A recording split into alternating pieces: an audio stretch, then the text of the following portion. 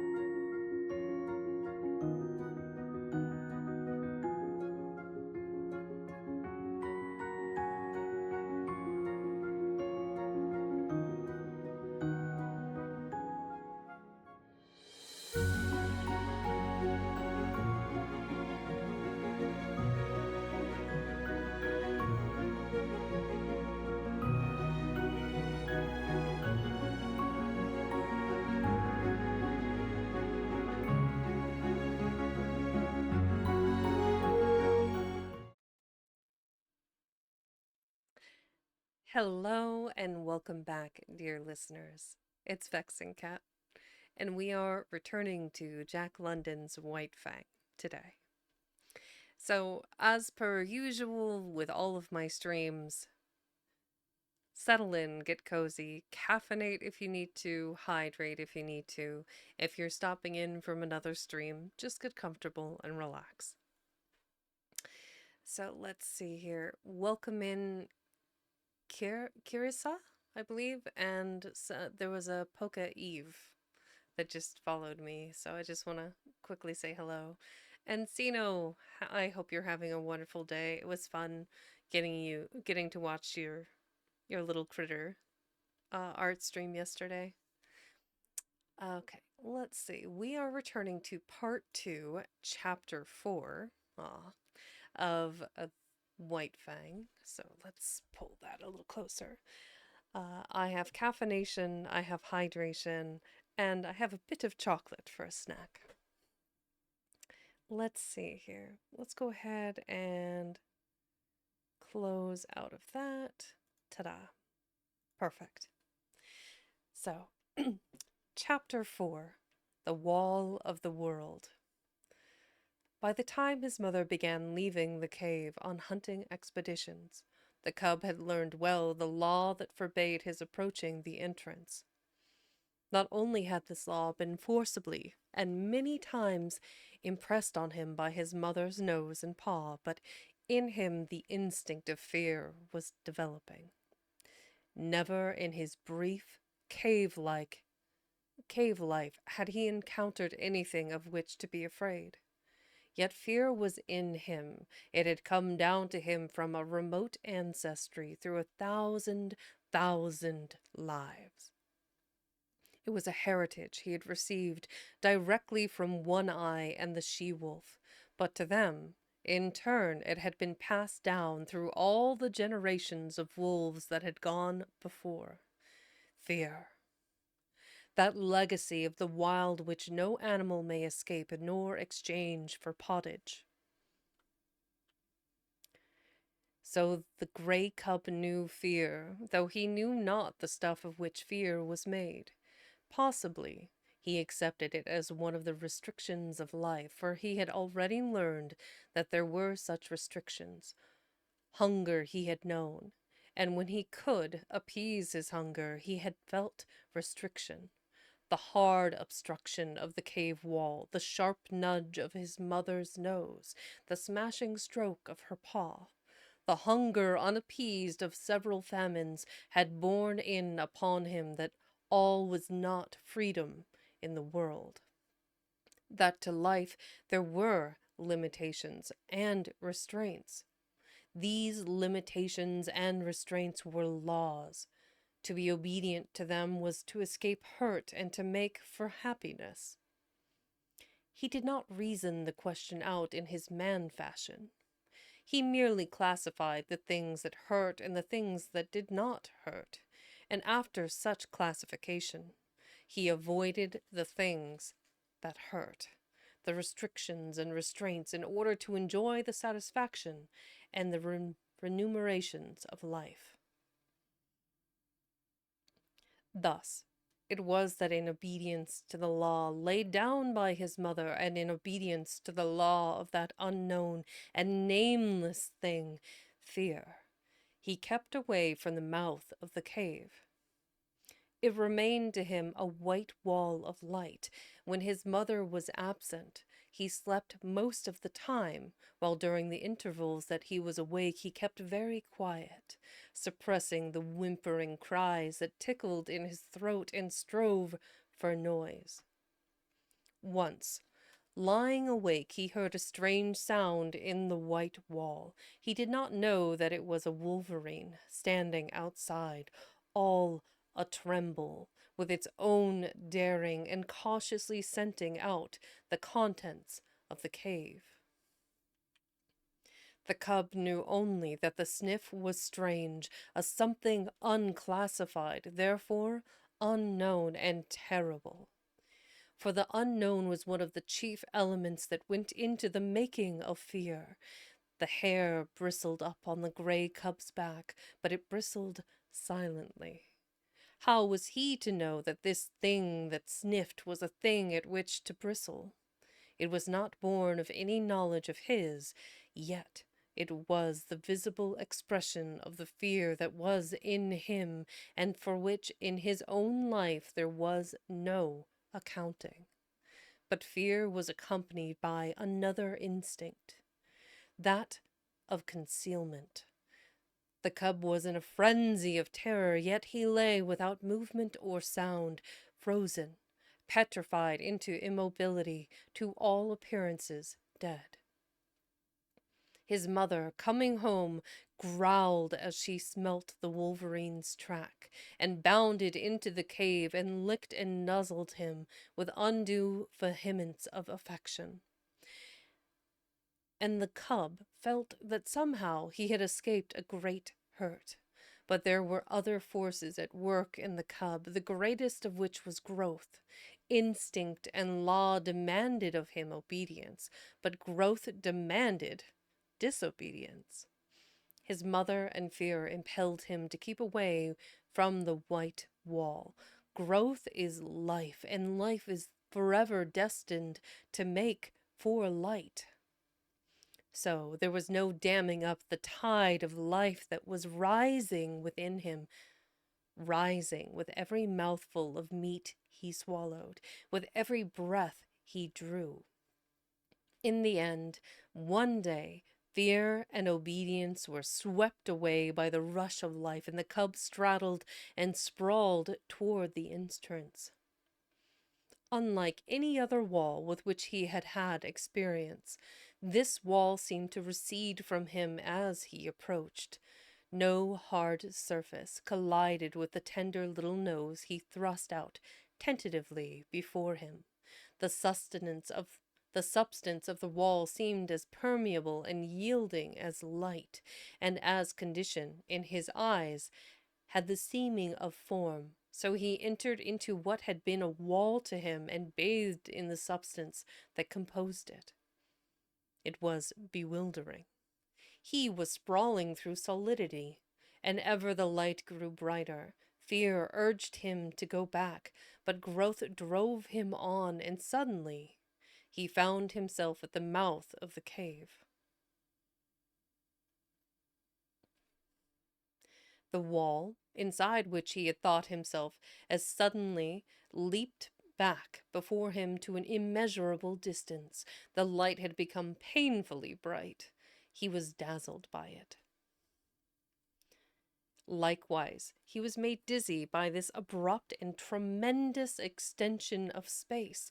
Automatically, his eyes were adjusting themselves to the brightness, focusing themselves to meet the increased distance of objects. At first, the wall had leaped beyond his vision. He now saw it again.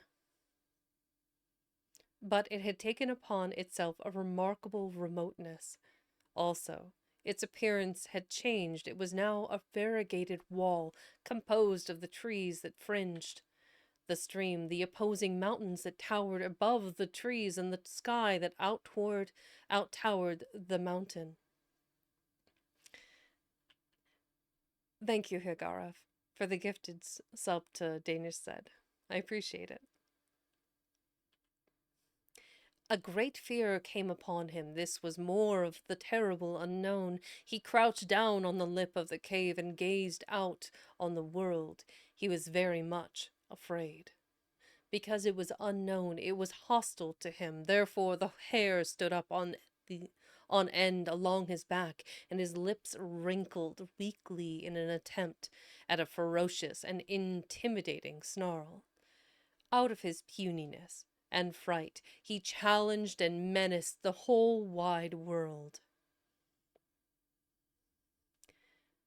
Nothing happened. He continued to gaze, and in his interest he forgot to snarl. Also, he forgot to be afraid. For the time, fear had been routed by growth, while growth had assured the guise of curiosity.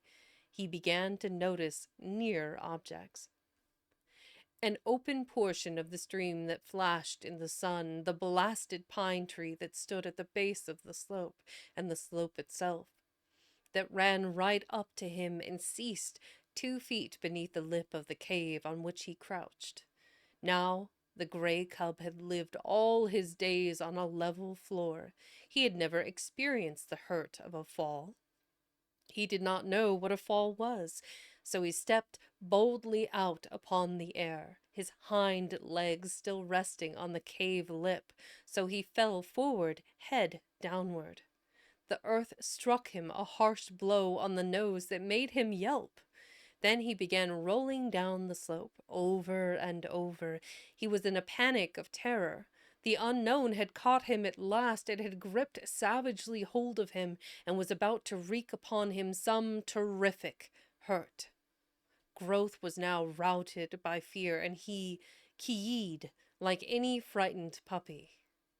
The unknown bore him on, he knew not to what frightful hurt, and he yelped and keyed unceasingly. This was a different proposition from crouching in frozen fear, while the unknown lurked just alongside him. Just alongside.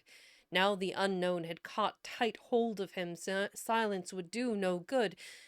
Besides, it was not fear, but terror that convulsed him. But the slope grew more gradual, and its base was grass-covered. Here the cub lost momentum. When at last he came to a stop, he gave one last agonized yelp, and then a long whimpering wail also, and quite as a matter of course, as though in his life he had already made 1,000 toilets. He proceeded to lick away the dry clay that soiled him. After that, he sat up and gazed about him, as might the first man of the earth who landed upon Mars. The cub had broken through the wall of the world, the unknown had let go its hold of him, and here he was, without hurt. But the first man on Mars would have experienced less unfamiliarity than did he. Without any antecedent knowledge, without any warning whatever that such existed, he found himself an explorer in a totally new world. Now, that the terrible unknown had let go of him, he forgot that the unknown had any terrors. He was aware only of curiosity and all the things about him. He inspected the grass beneath him, the mossberry plant just beyond, and the dead trunk of the blasted pine that stood on the edge of an open space among the trees. A squirrel, running around the base of the trunk, came full upon him and gave him a great fright. He cowered down and snarled. But the squirrel was as badly scared. It ran up the tree and from a point of safety chattered back savagely. This helped the cub's courage, and though the woodpecker he next encountered gave him a start, he proceeded confidently on his way. Such was his confidence that when a moose bird impudently hopped up to him, he reached out at it with a playful paw. The result was a sharp peck on the end of his nose that made him cower down and kee. The noise he made was too much for the moose bird, who sought safety in flight. But the cub was learning. His misty little mind had already made an unconscious classification. There were live things and things not alive. Also, he must watch out for the live things. The things not alive remained always in one place, but the live things moved about, and there was no telling what they might do. The thing to expect of them was the unexpected, and for this he must be prepared. He traveled very clumsily. He ran into sticks and things. A twig that he thought a long way off would the next instant hit him on the nose or rake along his ribs. There were inequalities of surface. Sometimes he overstepped and stubbed his nose. Quite as often he understepped and stubbed his feet. Then there were the pebbles and stones that turned under him when he trod upon them, and from them he came to know that things not alive were not all in the same state of stable equilibrium as was his cave. Also, that small things not alive were more liable than large things to fall down or turn over. But with every mishap he was learning, the longer he walked, the better he walked. He was adjusting himself. He was learning to calculate his own muscular movements, to know his physical limitations, to measure distances between objects and between objects and himself. His was the luck of the beginner, born to be a hunter of meat, though he did not know it. He blundered upon meat just outside his own cave door on his first foray into the world. It was by sheer blundering that he chanced upon the shrewdly hidden ptarmigan nest. He fell into it. He had essayed to walk along the trunk of a fallen pine. The rotten bark gave way under his feet, and with a despairing yelp he pitched down the rounded descent, smashed through the leafage and stalks of a small bush, and in the heart of the bush, on the ground, fetched up amongst 7 ptarmigan chicks.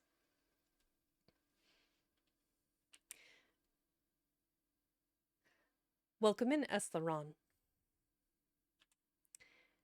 They made noises, and at first he was frightened. He was frightened at them. Then he perceived that they were very little, and he became bolder. They moved. He placed his paws on one, and its movements were accelerated. This was a source of enjoyment to him. He smelled it. He picked it up in his mouth. It struggled and tickled his tongue. At the same time, he was made aware of a sensation of hunger. His jaws closed together. There was a crunching of fragile bones, and warm blood ran in his mouth. The taste of it was good. This was meat, the same as his mother gave him, only it was alive between his teeth, and thereafter better. So he ate the ptarmigan. Nor did he stop till he had devoured the whole brood. Then he licked his chops in quite the same way his mother did, and began to crawl out of the bush. He encountered a feathered whirlwind. He was confused and blinded by the rush of it and the beat of angry wings. He hid his head between his paws and yelped. The blows increased. The mother ptarmigan was in a fury. Then he became angry. He rose up, snarling, striking out with his paws. He sank his tiny teeth into one of the wings and pulled and tugged sturdily. The ptarmigan struggled against him, showering blows upon him with her free wing. It was his first battle. He was elated. He forgot all about the unknown. He no longer was afraid of anything. He was fighting, tearing at a live thing that was striking at him. Also, this live thing was meat. The lust to kill was on him. He had just destroyed little live things. He would now destroy a big live thing. He was too busy and happy to know that he was happy. He was thrilling and exulting in ways new to him and greater to him than any he had known before. He held on to the wing and growled between his tight clenched teeth. The ptarmigan dragged him out of the bush. When she turned and tried to drag him back into the bush's shelter, he pulled her away from it and on into the open. And all the time she was making outcry and striking with her wing while feathers were flying like a snowfall. The pitch to which he was aroused was tremendous. Tremendous. All the fighting blood of his breed was up in him and surging through him. This was living, though he did not know it. He was realizing his own meaning in the world. He was doing that for which he was made. Killing meat and battling to kill it. He was justifying his existence, than which life can do no greater. For life achieves its summit when it does to the uttermost that which it was equipped to do. After a time, the ptarmigan ceased her struggling. He still held her by the wing, and then they lay on the ground and looked at each other. He tried to growl threateningly, ferociously. She pecked on his nose, which by now, what of previous adventures, was sore. He winced, but held on. She pecked him again and again. From wincing he went to whimpering. He tried to back away from her, oblivious of the fact that his hold on her. He dragged her after him. A rain of pecks fell on his ill-used nose.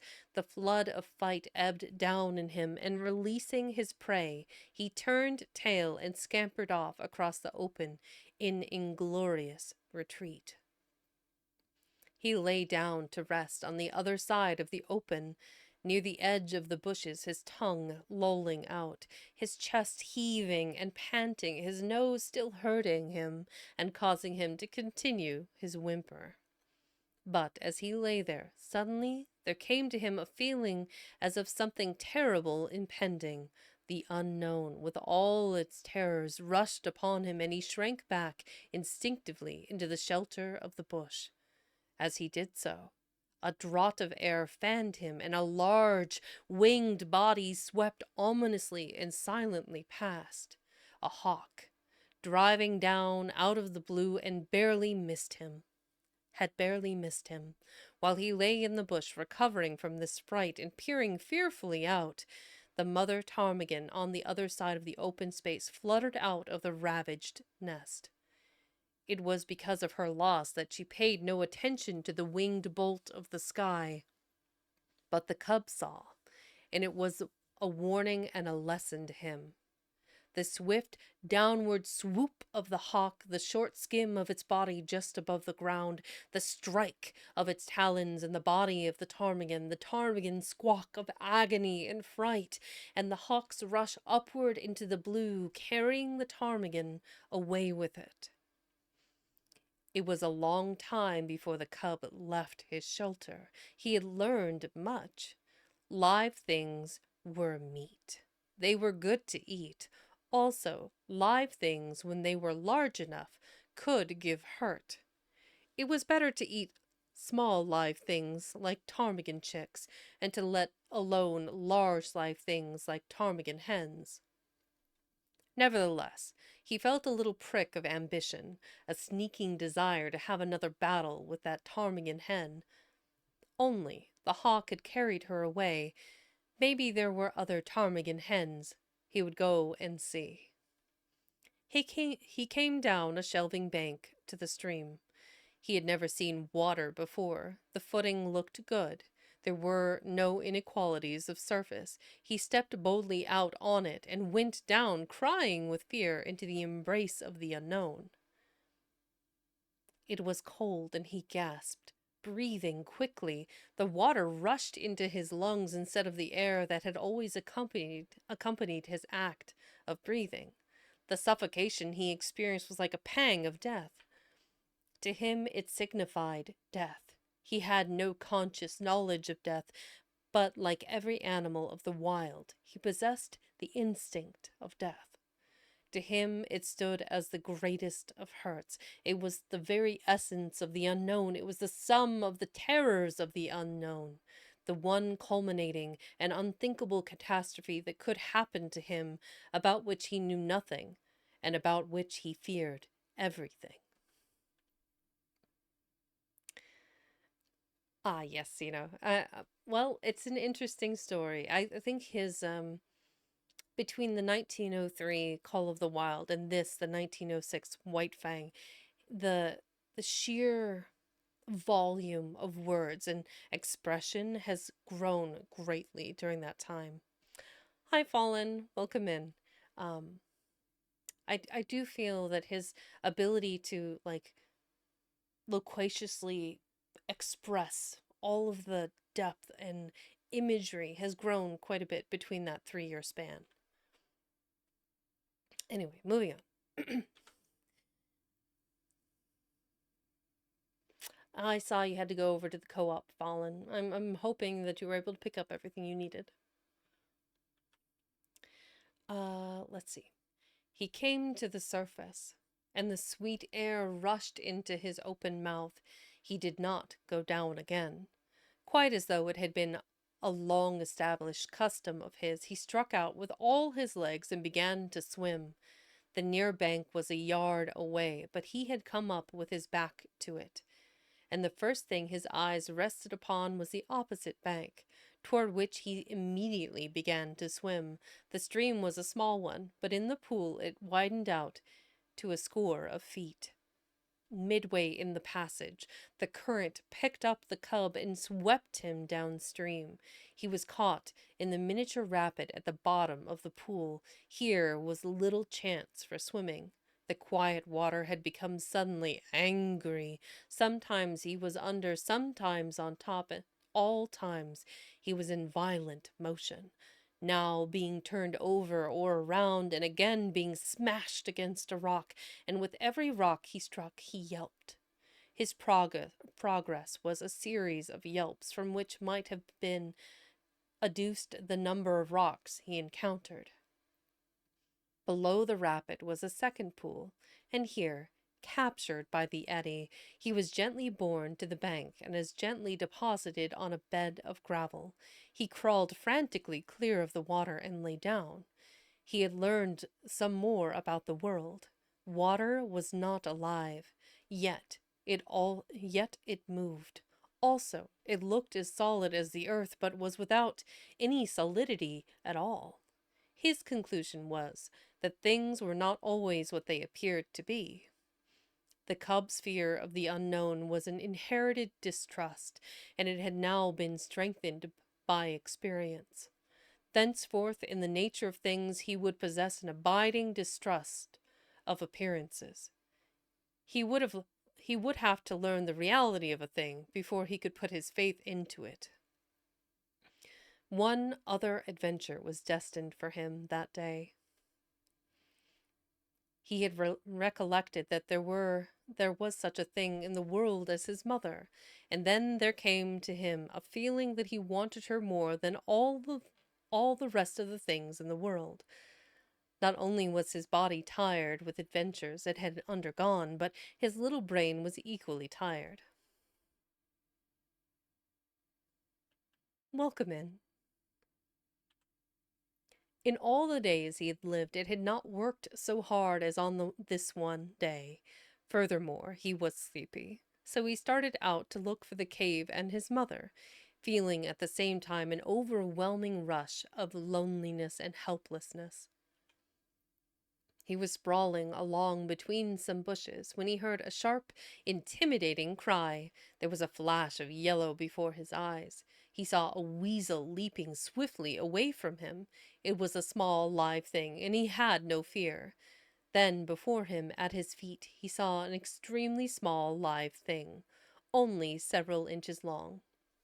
A young weasel that, like himself, had disobediently gone out adventuring. It tried to retreat before him. He turned it over with his paw. It made a queer, grating noise. The next moment, the flash of yellow reappeared before his eyes. He heard again the intimidating cry, and at the same instant received a severe blow on the side of the neck, and felt the sharp teeth of the mother weasel cut into his flesh. While he yelped and keyed and scrabbled backward, he saw the mother weasel leap upon her young one and disappear with it into the neighboring thicket.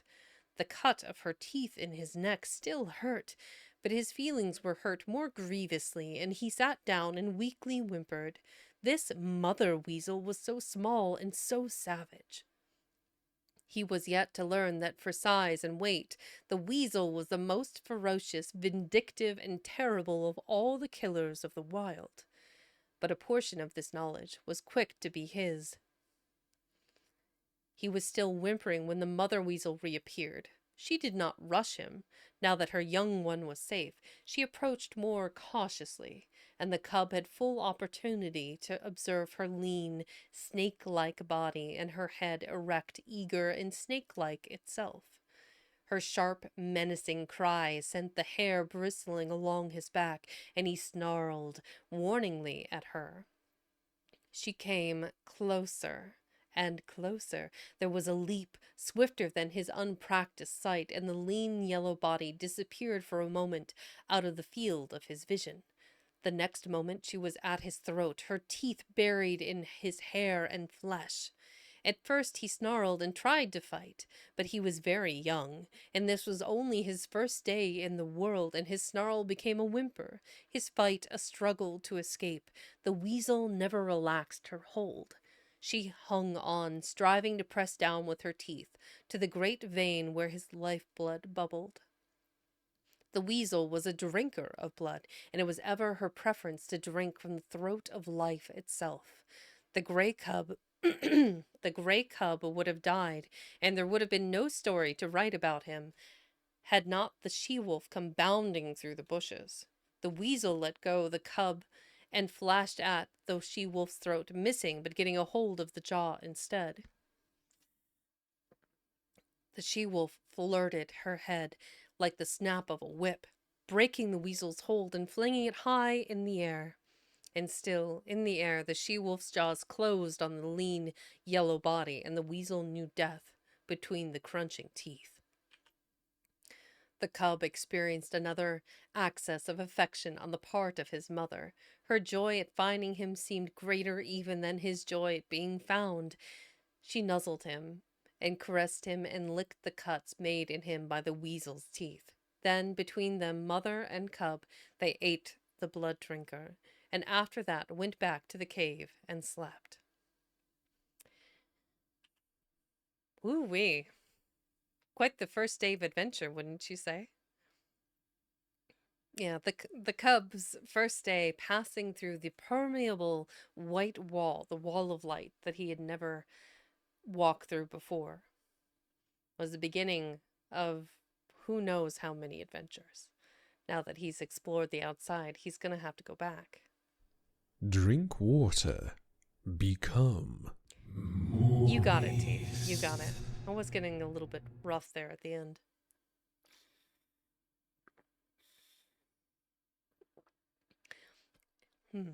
So that is Ethafi?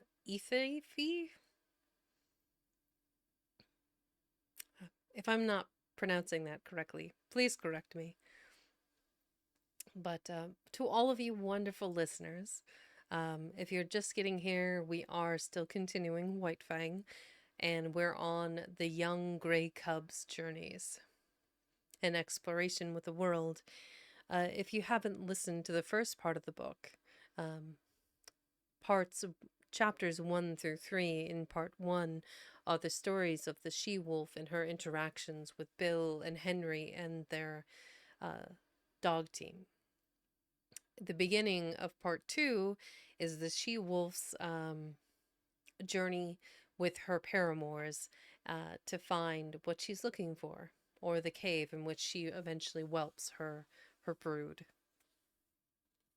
And now we continue, now that her puppies some have passed away. I think all but the gray cub at this point have passed due to lack of food, unfortunately. But we return to chapter 5, and as a reminder between chapters, hydrate, caffeinate, grab a snack, do whatever it is that you need to do to be comfortable and enjoy the story.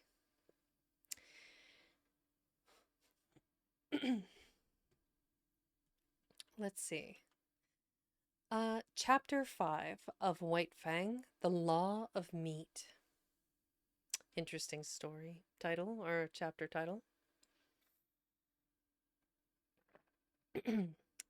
The cub's development was rapid. He rested for 2 days and then ventured forth from the cave again. It was on this adventure that he found the young weasel whose mother he had helped eat, and he saw to it that the young weasel went the way of its mother. But on this trip he did not get lost. When he grew tired, he found his way back to the cave and slept, and every day thereafter found him out and ranging a wider area. He began to get an accurate measurement of his strength and his weakness, and to know when to be bold and when to be cautious. He found it expedient to be cautious all the time, except for the rare moments when, assured of his own intrepidity, he abandoned himself to petty rages and lusts. He was always a little demon of fury when he chanced upon a stray ptarmigan, Never did he fail to respond savagely to the chatter of the squirrel he had first met on the blasted pine, while the sight of a moose bird almost invariably put him into the wildest of rages, for he never forgot the peck on the nose he had received from the first of that ilk he encountered. But there were times when even a moose bird failed to affect him, and those were times when he felt himself to be in danger from some other prowling meat hunter. He never forgot the hawk, and its moving shadow always sent him crouching into the nearest thicket. He no longer sprawled and straddled, and already he was developing the gait of his mother, slinking and furtive, apparently without exertion, yet sliding along with a swiftness that was as deceptive as it was imperceptible. In the matter of meat, his luck had been all in the beginning. The 7 ptarmigan chicks and the baby weasel represented the sum of his killings. His desire to kill strengthened with the days, and he cherished hungry ambitions for the squirrel that chattered so volubly and always informed all wild creatures that the wolf cub was approaching. But as birds flew in the air, squirrels could climb trees, and the cub could only try to crawl unobserved upon the squirrel when it was on the ground. The cub entertained a great respect for his mother. She could get meat, and she never failed to bring him his share. Further, she was unafraid of things. It did not occur to him that this fearlessness was founded upon experience and knowledge. Its effect on him was that of an impression of power. His mother represented power, and as he grew older, he felt this power in the sharper admonition of her paw, while the reproving nudge of her nose gave place to the slash of her fangs. For this likewise he respected his mother. She compelled obedience from him, and the older he grew, the shorter grew her temper. Famine came again, and the cub, with clearer consciousness, knew once more the bite of hunger.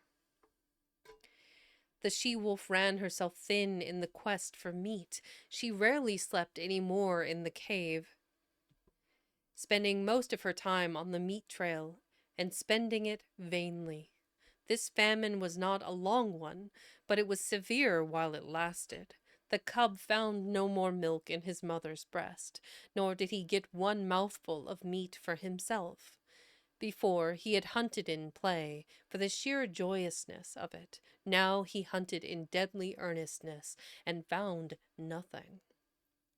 Yet, the failure of it accelerated his development. He studied the habits of the squirrel with greater carefulness, and strove with greater craft to steal upon it and surprise it. He studied the wood mice and tried to dig them out of their burrows, and he learned much about the ways of moose birds and woodpeckers.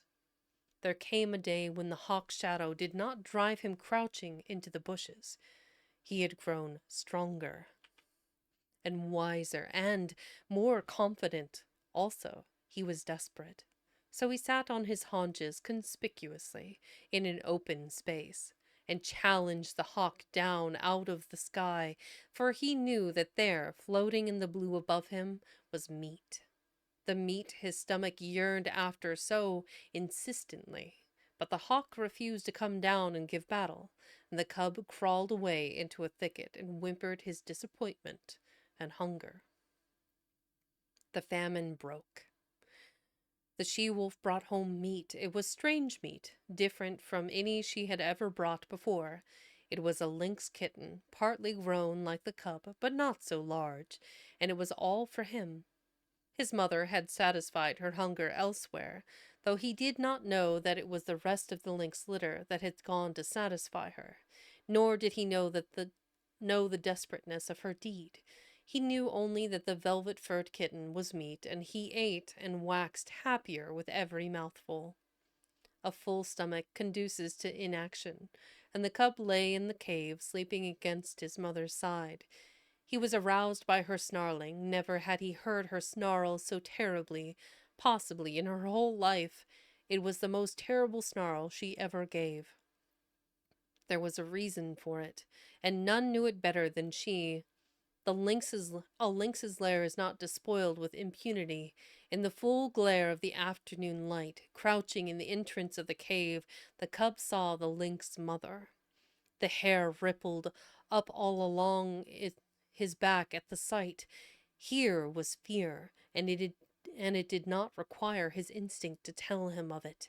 And if sight alone were not sufficient, the cry of rage the intruder gave, beginning with a snarl and rushing abruptly upward into a hoarse screech, was convincing enough in itself. The cub felt the prod of the life that was in him, and stood up and snarled valiantly by his mother's side, but she thrust him ignominiously away and behind her. Because of the low-roofed entrance, the lynx could not leap in, and when she made a crawling rush of it, the she-wolf sprang upon her and pinned her down. The cub saw little of the battle. There was a tremendous snarling and spitting and screeching. The two animals threshed about, the lynx ripping and tearing with her claws and using her teeth as well, while the she-wolf used her teeth alone. Once the cub sprang in and sank his teeth into the hind leg of the lynx. He clung on, growling savagely. Though he did not know it, by the weight of his body he clogged the action of the legs and thereby saved his mother much damage. A change in the battle crushed him under both their bodies and wrenched loose his hold. The next moment the two mothers separated, and, before they rushed together again, the lynx lashed out at the cub with a huge forepaw that ripped his shoulder open to the bone and sent him hurtling sideways against the wall. Then was added to the uproar the cub's shrill yelp of pain and fright, but the fight lasted so long that he had time to cry himself out and to experience a second burst of courage, and the end of the battle found him again clinging to a hind leg and furiously growling between his teeth. The lynx was dead, but the she-wolf was very weak and sick. At first she caressed the cub and licked his wounded shoulder, but the blood she had lost had taken with it her strength, and for all of a day and a night she lay by her dead foe's side, without movement, scarcely breathing. For a week she never left the cave except for water, and then her movements were slow and painful. At the end of that time the lynx was devoured, while the she-wolf's wounds had healed sufficiently to permit her to take the meat trail again. The cub's shoulder was stiff and sore, and for some time he limped from the terrible slash he had received, but the world now seemed changed. He went about in it with greater confidence, with a feeling of prowess that had not been his in the days before the battle with the lynx. He had looked upon life in a more ferocious aspect. He had fought. He had buried his teeth in the flesh of a foe, and he had survived. And because of all this, he carried himself more boldly, with a touch of defiance that was new in him. He was no longer afraid of minor things. And much of his timidity had vanished, though the unknown never ceased to press upon him with its mysteries and terrors, intangible and ever menacing. He began to accompany his mother on the meat trail, and he saw much of the killing of meat and began to play his part in it. And in his own dim way he learned the law of meat. There were two kinds of life: his own kind and the other kind. His own kind included his mother and himself. The other kind included all live things that moved. But the other kind was divided. One portion was what his own kind killed and ate. This portion was composed of the non-killers and the small killers. The other portion killed and ate his own kind, or was killed and eaten by his own kind, and out of this classification arose the law. The aim of life was meat. Life itself was meat. Life lived on life. There were the eaters and the eaten. The law was eat or be eaten. He did not formulate the law in clear, set terms or moralize about it. He did not even think the law He merely lived the law without thinking about it at all. He saw the law operating around him on every side. He had eaten the ptarmigan chicks. The hawk had eaten the ptarmigan mother. The hawk would also have eaten him. Later, when he had grown more formidable, he wanted to eat the hawk. He had eaten the lynx kitten. The lynx mother would have eaten him had she not herself been killed and eaten. And so it went. The law was being lived about him by all live things, and he himself was part and parcel of the law. He was a killer. His only food was meat, live meat, that ran away swiftly before him, or flew into the air, or climbed trees, or hid in the ground, or faced him and fought with him, or turned the tables and ran after him. Had the cub thought in man fashion, he might have epitomized life as a voracious appetite, and the world as a place wherein ranged a multitude of appetites, pursuing and being pursued, hunting and being hunted, eating and being eaten, all in blindness and confusion with violence and disorder, a chaos of gluttony and slaughter, ruled over by chance, merciless, planless, endless. But the cub did not think in man fashion. He did not look at things with wide vision. He was single purposed, and entertained but one thought or desire at a time. Besides the law of meat, there was a myriad other and lesser laws for him to learn and obey. The world was filled with surprise. The stir of the life that was in him, the play of his muscles was an unending happiness. To run down meat was to experience thrills and elations. His rages and battles were pleasures. Terror itself and the mystery of the unknown lent to his living. And there were easements and satisfactions. To have a full stomach, to doze lazily in the sunshine. Such things were remuneration. That word. Boop. Remuneration. Yep. Things were remuneration in full for his ardors and toils. While his ardors and toils were in themselves self-remunerative. Oh man, that word. It's gonna kill me. I gotta get this.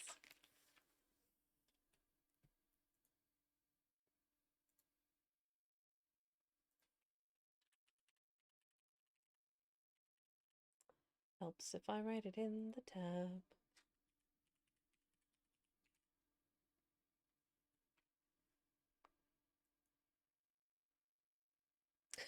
The act of remunerating. Remuneration. Mune. Okay. But it doesn't actually tell me what the word means. To reward or pay. To compose. To recompense. To pay. To yield a recompense for work services. Remunerate. Okay. Self-remunerative. They were expressions of life, and life is always happy when it is expressing itself. So the cub had no quarrel with his hostile environment. He was very much alive, very happy, and very proud of himself. Thus ends part 2. So this next section, part 3 of 5. Aw, thank you, Zed. I appreciate that. Most of the words, I think, at least 90+% of them, I've known and knew the definitions of, but sometimes you read a book and you read the word and you know what the word means, but you don't know how to say it. For the longest time, eunuch, in my mind, I knew what a eunuch was. I knew, like, what it was spelled as. But for the longest time in my brain, I was pronouncing that as eunuch. I don't know why. Copyright 53. Welcome in. Welcome to the shenanigans. If this is your first time here, yes, time for a stretch. Good idea. Yes, big stretch. If this is your first time in, hi, I'm Vexen Cat. I read. Drink Yes, water. Valen. I will. I Become. will hydrate. I read classical literature or poetry, and occasionally play games. Um, Let me grab that. Okay. So I am currently reading Jack London's White Fang, which is continuation of Jack London's Call of the Wild, which was a much shorter book. In the first part, we learn about the she wolf and her interactions with man. Um, the second part is um, the birth of her cub and subsequent growth of said cub. So we are now going into part 3, the gods of the wild, and we're still okay. We have a little bit of time before we have to do an ad break or anything. We have about 10 minutes or so. You're right. Older English can be difficult. English in general is not easy. Um, I have found that unless you are raised in English as your first language, it is quite confusing. Like placement of nouns and um, participles, like the way any of the love languages, Portuguese, French, Italian, Spanish, the way that their sentence structure is set, it's remarkably similar in all of the Latin based languages. It has a very specific cadence. English doesn't do that because we have roots in like Germanic classification. You know, we have some French, we have just an amalgamation of whatever we decided we like the sound of. We're like, that's a good word, we're going to take that word. And of course, it has been further bastardized by the fact that, you know, American English, my English, is was changed and evolved over time with the invention of words and then the invention of the telegraph, um, which I always thought was fascinating. They didn't charge by the word, they charged by the letter, which is why we have shortened words like color instead of having the U that is in British English. We have shortened it to remove the U because it would cost less to send that word across the wire to the other side of the country. Um, anyway, I'm waxing uh, on totally different subjects here, but we are returning to the next chapter. So, as a reminder, stretch, as Teeth has reminded me to do, hydrate if you need to. Um, Thank you, Valen. I'll do that now. Also, a warm welcome to Copyright. I hope you enjoy the story. So, let's see here. Yes, it is good to be ready because this story, while wonderfully descriptive, is somewhat, a little bit violent, I think, which the laws of nature tend to be.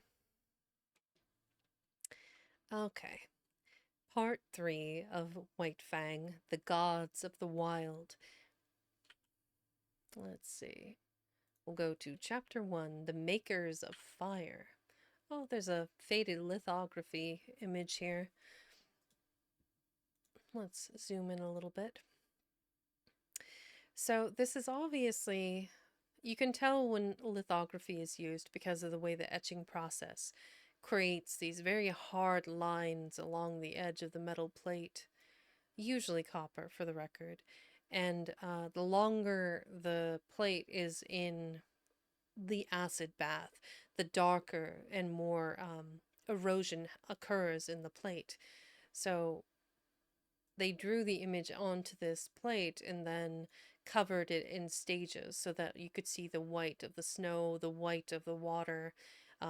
They would paint on this film that the acid could not eat through, and then subsequent baths. So you can kind of tell there's some etching here, worn with time. Um, the stippling on the water, there would have been more texture in the rocks. I bet if we went to go look for it, we could probably find the original printing image, but the ink has faded on the acidity of the paper. Anyway, History.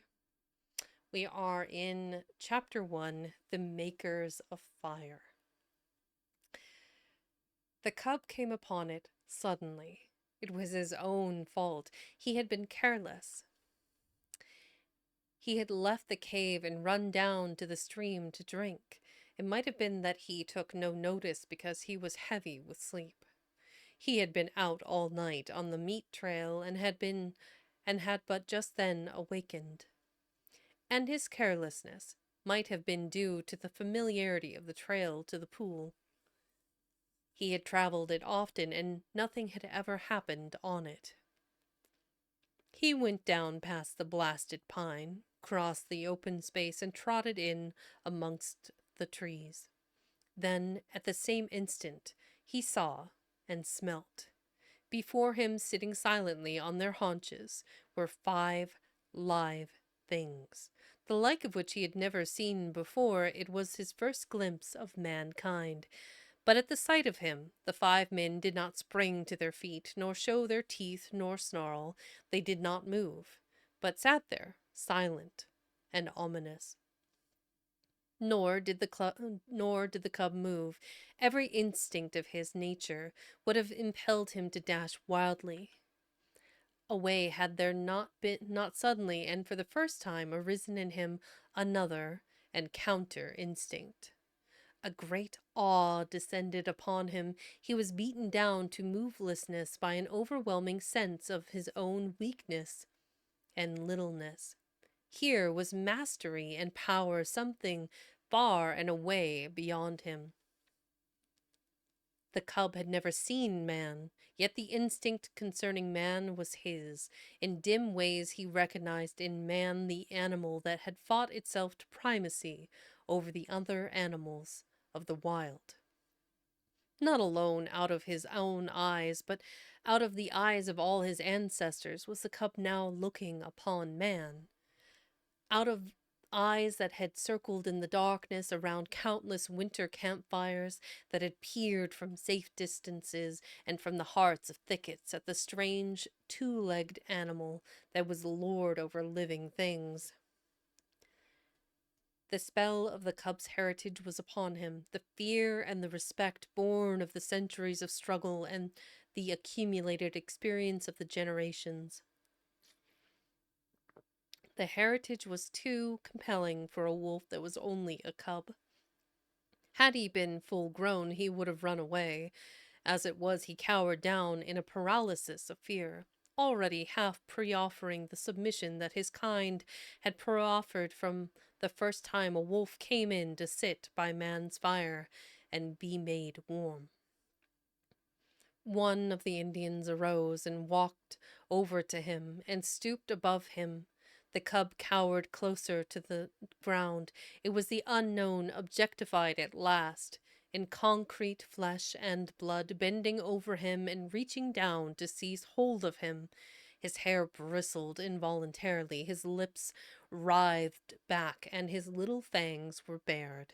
The hand, poised like doom above him, hesitated, and the man spoke, laughing.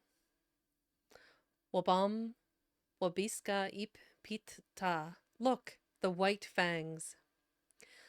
The other Indians laughed loudly and urged the man on to pick up the cub. As the hand descended closer and closer, there raged within the cub a battle of the instincts. He experienced 2 great impulsions: to yield and to fight. The resulting action was a compromise. He did both. He yielded to the hand, almost touched him. Then he fought, his teeth flashing in a snap that sank them into the hand. The next moment he received a clout alongside the head that knocked him over on his side. Then all fight fled out of him. His puppyhood and the instinct of submission took charge of him. He sat up on his haunches and ki-yied. But the man whose hand he had bitten was angry. The cub received a clout on the other side of his head, whereupon he sat up and ki-yied louder than ever. The 4 Indians laughed more loudly, while even the man who had been bitten began to laugh. They surrounded the cub and laughed at him, while he wailed out his terror and his hurt. In the midst of it, he heard something. The Indians heard it too. But the cub knew what it was, and with a last long wail that had in it more of triumph than grief, he ceased his noise and waited for the coming of his mother, of his ferocious and indomitable mother, who fought and killed all things and was never afraid. She was snarling as she ran. She had heard the cry of her cub and was dashing to save him. She bounded in amongst them, her anxious and militant motherhood making her anything but a pretty sight. But to the cub, the spectacle of her protective rage was pleasing. He uttered a glad little cry and bounded to meet her, while the man animals went back hastily several steps. The she-wolf stood over against her cub, facing the men with bristling hair, a snarl rumbling deep in her throat. Her face was distorted and malignant with menace, even the bridge of the nose wrinkling from tip to eyes, so prodigious was her snarl. Then it was that a cry went up from one of the men. Quiche! Was what he uttered. It was an exclamation of surprise. The cub felt his mother wilting at the sound. Quiche! The man cried again, this time with sharpness and authority. And then the cub saw his mother, the she-wolf, the fearless one, crouching down till her belly touched the ground, whimpering, wagging her tail, making peace signs. The cub could not understand. He was appalled. The awe of man rushed over him again. His instinct had been true. His mother verified it. She, too, rendered submission to the man-animals. The man who had spoken came over to her. He put his hand upon her head, and she only crouched closer. She did not snap, nor threaten to snap. The other men came up and surrounded her, and felt her and pawed her, which actions she made no attempt to resent. They were greatly excited and made many noises with their mouths. These noises were not indications of danger, the cub decided, as he crouched near his mother, still bristling from time to time, but doing his best to submit. It is not strange, an Indian was saying. Her father was a wolf. It is true her mother was a dog, but did not my brother tie her out in the woods all of 3 nights in the mating season? Therefore was the father of Quiche a wolf. It is a year, Grey Beaver, since she ran away, spoke a second Indian. It is not strange, Salmon Tongue, Grey Beaver answered. It was the time of the famine, and there was no meat for the dogs. She has lived with the wolves, said a third Indian. So it would seem, Three Eagles, Grey Beaver answered, laying his hand on the cub, and this be the sign of it. The cub snarled a little at the touch of the hand, and the hand flew back to administer a clout. Whereupon the cub covered its fangs and sank down submissively, while the hand, returning, rubbed behind his ears and up and down his back. This be the sign of it, Grey Beaver went on. It is plain that his mother is Quiche, but his father was a wolf. Wherefore is there in him little dog and much wolf. His fangs be white, and White Fang shall be his name. I have spoken. He is my dog. For was not Quiche my brother's dog, and is not my brother dead? The cub, who had thus received a name in the world, lay and watched. For a time the man-animals continued to make their mouth noises. Then Grey Beaver took a knife from a sheath that hung around his neck, and went into the thicket and cut a stick.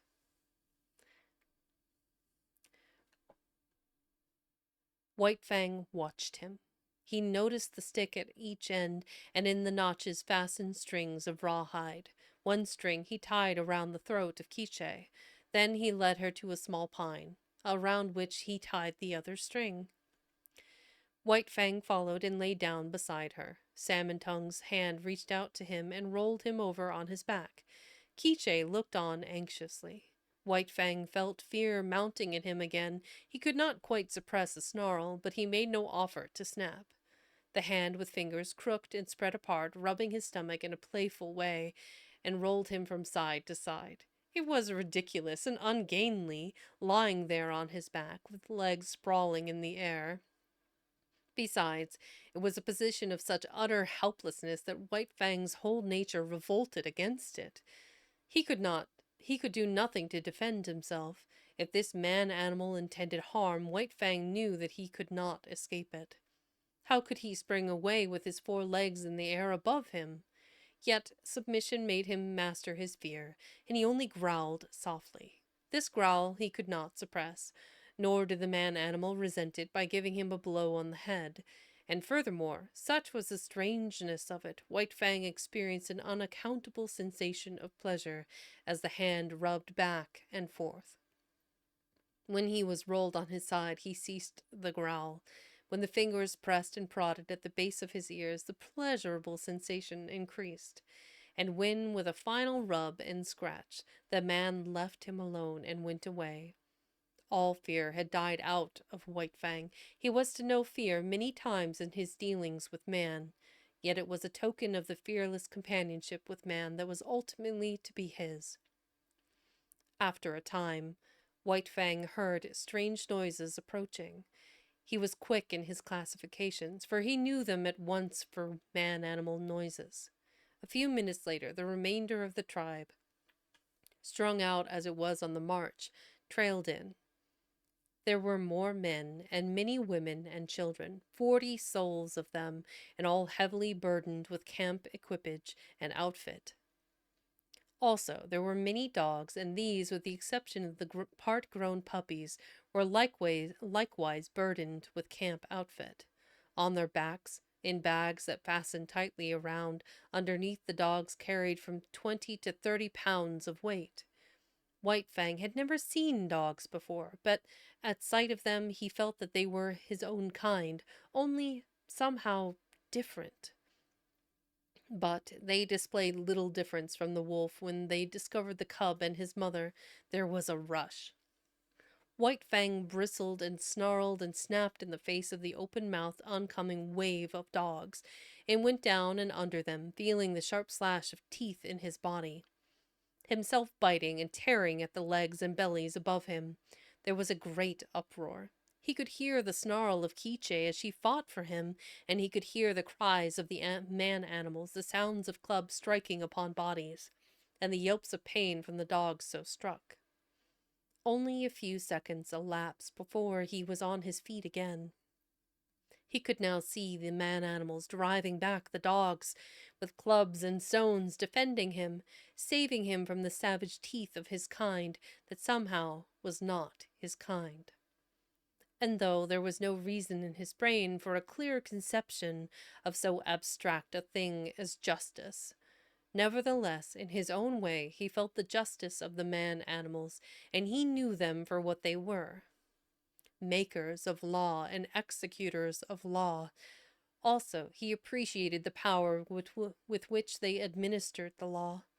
Unlike any animals he had ever encountered, they did not bite nor claw. They enforced their live strength with the power of dead things. Dead things did their bidding. Thus, sticks and stones directed by these strange creatures leaped through the air like living things, inflicting grievous hurts upon the dogs. To his mind, this was power unusual, power inconceivable, and beyond the natural, power that was godlike. White Fang, in the very nature of him, could never know anything about gods.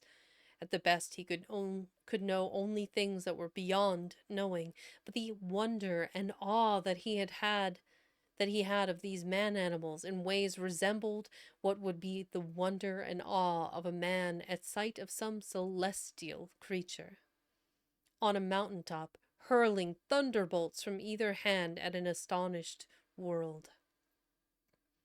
The last dog had been driven back. The hubbub died down, and White Fang licked his hurts and meditated upon this. His first taste of pack cruelty and his introduction to the pack. He had never dreamed that his own kind consisted of more than one eye, his mother, and himself. They had constituted a kind apart, and here, abruptly, he had discovered many more creatures apparently of his own kind, and there was a subconscious resentment that these, his kind, at first sight had pitched upon him and tried to destroy him, in the same way he resented his mother being tied with a stick, even though it was done by the superior man animals. It savored of the trap, of bondage, yet of the trap and of bondage he knew nothing. Freedom to roam and run and lie down at will had been his heritage, and here it was being infringed upon. His mother's movements were restricted to the length of a stick, and by the length of that same stick was he restricted, for he had not yet got beyond the need of his mother's side. He did not like it. Nor did he like it when the man animals arose and went on with their march, for a tiny man animal took the other end of the stick and led Quiche captive behind him, and behind Quiche followed White Fang, greatly perturbed and worried by this new adventure he had entered upon. They went down the valley of the stream, far beyond White Fang's widest ranging, until they came to the end of the valley where the stream ran into the Mackenzie River. Here, where canoes were cached on poles high in the air and where stood fish racks for the drying of fish, camp was made, and White Fang looked on with wondering eyes. The superiority of these man animals increased with every movement. There was their mastery over all these sharp-fanged dogs. It breathed of power, but greater than that, to the wolf cub, was their mastery over things not alive. Their capacity to communicate motion to unmoving things, their capacity to change the very face of the world. It was this last that especially affected him. The elevation of frames of poles caught his eye, yet this in itself was not so remarkable, being done by the same creature that flung sticks and stones to great distances. But when the frames of poles were made into teepees by being covered with cloth and skins, White Fang was astonished. It was the colossal bulk of them that impressed him. They arose around him on every side, like some monstrous, quick-growing form of life. They occupied nearly the whole circumference of his field of vision. He was afraid of them. They loomed ominously above him, and when the breeze stirred them into huge movements, he cowered down in fear, keeping his eyes warily upon them and prepared to spring away if they attempted to precipitate themselves upon him. But in a short while his fear of the teepees passed away. He saw the women and children passing in and out of them without harm, and he saw the dogs trying often to get into them, and being driven away with sharp words and flying stones. After a time he left Quiche's side and crawled cautiously toward the wall of the nearest teepee. It was the curiosity of growth that urged him on, the necessity of learning and living and doing that brings experience. The last few inches to the wall of the teepee were crawled with painful slowness and precaution. The day's events had prepared him for the unknown to manifest itself in most stupendous and unthinkable ways. At last his nose touched the canvas. He waited. Nothing happened. Then he smelled the strange fabric, saturated with the man smell. He closed on the canvas with his teeth and gave a gentle tug. Nothing happened, though the adjacent portion of the teepee moved. He tugged harder. There was a greater movement. It was delightful. He tugged still harder and repeatedly until the whole teepee was in motion. Then the sharp cry of a squaw inside sent him scampering back to Quiche. But after that he was afraid no more of the looming bulks of the teepees. A moment later he was straying away again from his mother. Her stick was tied to a peg in the ground, and she could not follow him. A part-grown puppy, somewhat larger and older than he, came toward him slowly with ostentatious and belligerent importance. The puppy's name, as White Fang was afterward to hear him called, was Lip Lip. He had experience in puppy fights and was already something of a bully. Lip Lip was White Fang's own kind, and being only a puppy, did not seem dangerous. So White Fang prepared to meet him in friendly spirit. But when the stranger's walk became stiff-legged and his lips lifted clear of his teeth, White Fang stiffened, too, and answered with lifted lips. They half circled about each other tentatively, snarling and bristling. This lasted several minutes, and White Fang was beginning to enjoy it as a sort of game. But suddenly, with a remarkable swiftness, Lip Lip leaped in, delivered a slashing snap, and leaped away again. The snap had taken effect on the shoulder that had been hurt by the lynx and that was still sore deep down near the bone. The surprise and hurt of it brought a yelp out of White Fang, but the next moment, in a rush of anger, he was upon Lip Lip and snapping viciously. But Lip Lip had lived his life in camp and had fought many puppy fights. 3 times, 4 times, and a half a dozen times his sharp little teeth scored on the newcomer, until White Fang, yelping shamelessly, fled to the protection of his mother. It was the first of the many fights he had to have with Lip Lip, for they were enemies from the start, born so with natures destined perpetually to clash. Quiche licked White Fang soothingly with her tongue and tried to prevail upon him to remain with her. But his curiosity was rampant, and several minutes later he was venturing forth on a new quest. He came upon one of the man-animals, Grey Beaver, who was squatting on his hams and doing something with sticks and dry moss spread before him on the ground. White Fang came nearer to him and watched. Grey Beaver made mouth noises which White Fang interpreted as not hostile, so he came still nearer.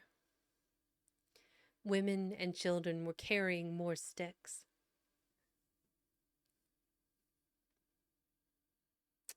Lost my. Women and children were carrying more sticks and branches to Grey Beaver. It was evidently an affair of moment. White Fang came in until he touched Grey Beaver's knee, so curious was he, and already forgetful that this was a terrible man-animal. Suddenly he saw a strange thing like mist beginning to arise from the sticks and moss beneath Grey Beaver's hands. Then, amongst the sticks themselves appeared a live thing, twisting and turning, of a color like the color of the sun in the sky. White Fang knew nothing about fire. It drew him as the light in the mouth of the cave had drawn him in his early puppyhood. He crawled the several steps toward the flame. He heard Grey Beaver chuckle above him, and he knew the sound was not hostile. Then his nose touched the flame, and at the same instant his little tongue went out to it. For a moment he was paralyzed. The unknown lurking in the midst of the sticks and moss was savagely clutching him by the nose. He scrambled backward, bursting out in an astonished explosion of ki-yis. At the sound, Quiche leaped, snarling to the end of her stick, and there raged terribly because she could not come to his aid.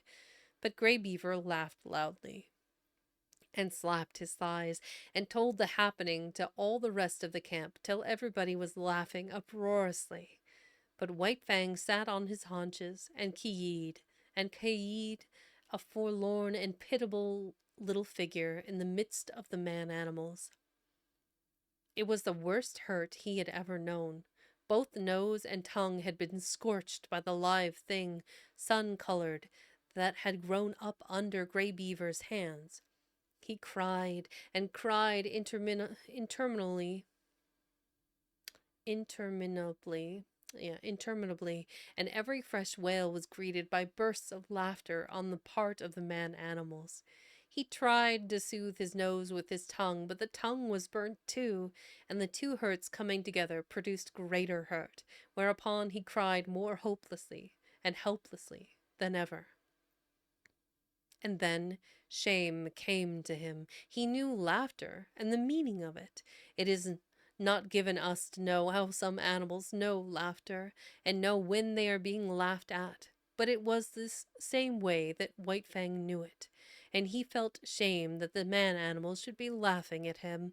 He turned and fled away, not from the hurt of the fire, but from the laughter that sank even deeper and hurt in the spirit of him, and he fled to Quiche, raging at the end of her stick like an animal gone mad. To Quiche, the one creature in the world who was not laughing at him. Twilight drew down and night came on, and White Fang lay by his mother's side. His nose and tongue still hurt, but he was perplexed by a greater trouble. He was homesick. He felt a vacancy in him, a need for the hush and quietude of the stream and the cave and the cliff.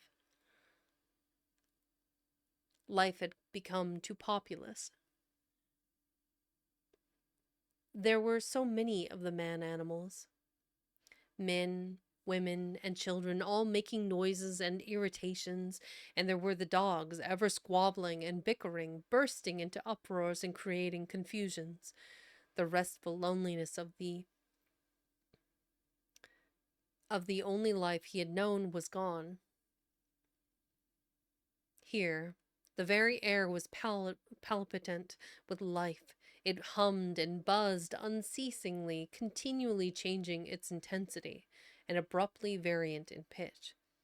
It impinged on his nerves and senses, made him nervous and restless, and worried him with a perpetual imminence of happening. He watched the man animals coming and going and moving about the camp, in fashion distantly resembling the way men look upon the gods they create. So looked White Fang upon the man animals before him.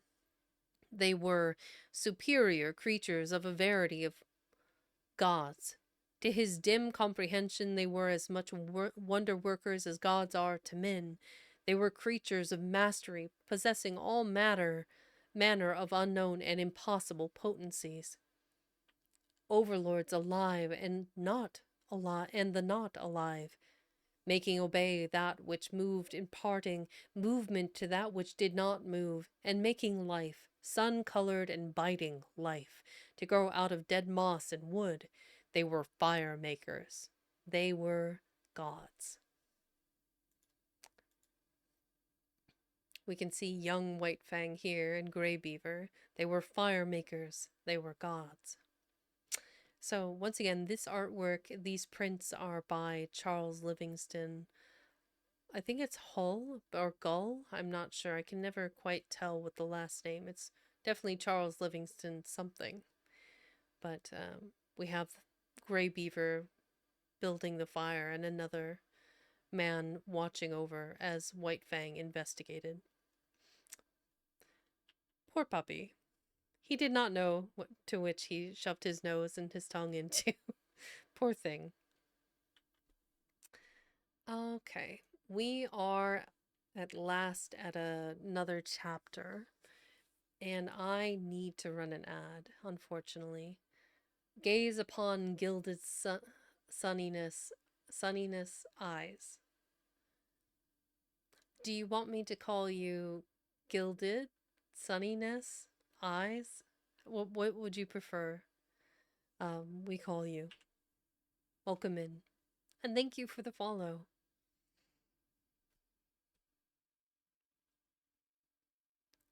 It occurs to me I might have to adjust when people first join, when they can start speaking. I think I had set it to 10 minutes, but it might be too long.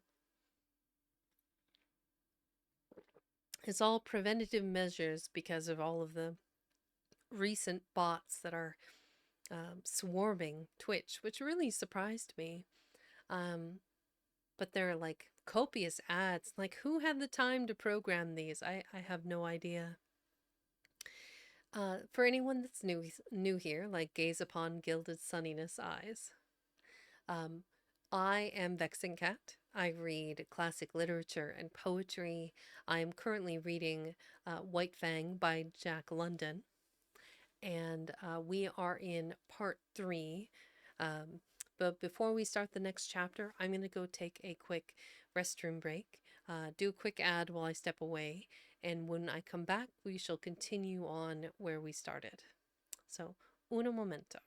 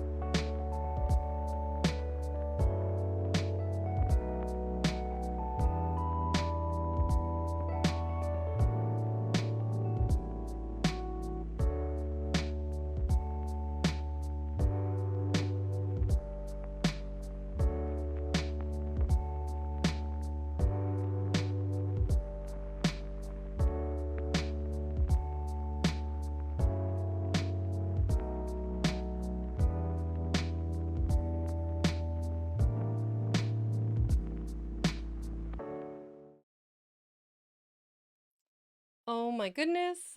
I just come back and look at that. Fallen, thank you. Thank you so much for continuing this up. I appreciate that very much. Let's see. We are on chapter 2, The Bondage. Hmm, different kind of story now. Anyway, so we are continuing White Fang, chapter 2. This is part 3, The Bondage. Hmm. The days were thronged with experience for White Fang. During the time that Quiche was tied by the stick, he ran about over all the camp, inquiring, investigating, learning. He quickly came to know much of the ways of the man animals, but familiarity did not breed contempt. The more he came to know them, the more they vindicated their superiority. The more they displayed their mysterious powers, the greater loomed their godlikeness. Greater loomed their godlikeness. To man has been given the grief, often of seeing his gods overthrown and his altars crumbling, but to the wolf and the wild dog that have come in to crouch at man's feet, this grief has never come. Unlike man, whose gods are of the unseen and the overguessed, vapors and mists of fancy eluding the garniture of reality, wandering wraiths of desired goodness and power, intangible outcroppings of self into the realm of spirit. Unlike man, the wolf and the wild dog that have come into the fire find their gods in the living flesh, solid to the touch, occupying earth space and requiring time for the accomplishment of their ends and their existence. No effort of faith is necessary to believe in such a God. No effort of will can possibly induce disbelief in such a God. There is no getting away from it. There it stands, on its two hind legs, club in hand, immensely potential, passionate and wrathful and loving, God and mystery and power, all wrapped up and around by flesh that bleeds when it is torn, and that is good to eat like any flesh. And so it was with White Fang. The man animals were gods, unmistakable and unescapable. As his mother Quiche had rendered her allegiance to them at the first cry of her name, so he was beginning to render his allegiance. He gave them the trail as a privilege and indubitably theirs. When they walked, he got out of their way. When they called, he came. When they threatened, he cowered down. When they commanded him to go, he went away hurriedly. For behind any wish of theirs was power to enforce that wish, power that hurt, power that expressed itself in clouts and clubs, in flying stones and stinging lashes of whips. He belonged to them as all dogs belonged to them. His actions were theirs to command, his body was theirs to maul, to stamp upon, to tolerate. Such was the lesson that was quickly borne in upon him. It came hard, going as it did, counter to much that was strong and dominant in his own nature. And while he disliked it, in the learning of it, unknown to himself, he was learning to like it. It was a placing of his destiny in another's hands, a shifting of the responsibilities of existence. This in itself was compensation, for it is always easier to lean upon another than to stand alone. But it did not all happen in a day, this giving over of himself, body and soul, to the man animals. He could not immediately forego his wild heritage and his memories of the wild. There were days when he crept to the edge of the forest and stood and listened to something calling him far and away. And always he returned restless and uncomfortable to whimper softly and wistfully at Kiche's side and to lick her face with eager, questioning tongue. White Fang learned rapidly the ways of the camp. He knew the injustice and greediness of the older dogs when meat or fish was thrown out to be eaten. He came to know that men were more just, children more cruel, and women more kindly and more likely to toss him a bit of meat or bone. And after two or three painful adventures with the mothers of part-grown puppies, he came into the knowledge that it was always good policy to let such mothers alone, to keep away from them as far as possible, and to avoid them when he saw them coming. But the bane of his life was Lip Lip. Larger, older, and stronger, Lip Lip had selected White Fang for his special object of persecution. White Fang fought willingly enough, but he was outclassed. His enemy was too big. Lip Lip became a nightmare to him. Whenever he ventured away from his mother, the bully was sure to appear, trailing at his heels, snarling at him, picking upon him, and watchful of an opportunity when no man animal was near, to spring upon him and force a fight. As Lip Lip invariably won, he enjoyed it hugely. It became his chief delight in life as it became White Fang's chief torment. But the effect upon White Fang was not to cow him. Though he suffered most of the damage and was always defeated, his spirit remained unsubdued, yet a bad effect was produced. He became malignant and morose. His temper had been savage by birth, but it became more savage under the unending persecution. The genial, playful, puppyish side of him found little expression. He never played and gamboled about with the other puppies of the camp. Lip Lip would not permit it. The moment White Fang appeared near them, Lip Lip was upon him, bullying and hectoring him, or fighting with him until he had driven him away. The effect of all this was to rob White Fang of much of his puppyhood, and to make him in his comportment older than his age. Denied the outlet through play of his energies, he recoiled upon himself and developed his mental processes. He became cunning. He had idle time in which to devote himself to thoughts of trickery. Prevented from obtaining his share of meat and fish when a general feed was given to the camp dogs, he became a clever thief. He had to forage for himself, and he foraged well, though he was oft times a plague to the squaws in consequence. He learned to sneak about camp, to be crafty, to know what was going on everywhere, to see and to hear everything and to reason accordingly, and successfully devise ways and means of avoiding his implacable persecutor. It was early in the days of his persecution that he played his first really big, crafty game and got therefrom his first taste of revenge. As Quiche, when with the wolves, had lured out to destruction dogs from the camps of men, so White Fang, in manner somewhat similar, lured Lip Lip into Quiche's avenging jaws. Retreating before Lip Lip, White Fang made an indirect flight that led in and out and around the various teepees of the camp. He was a good runner, swifter than any other puppy of his size, and swifter than Lip Lip. But he did not run his best in this chase. He barely held his own, in one leap ahead of his pursuer.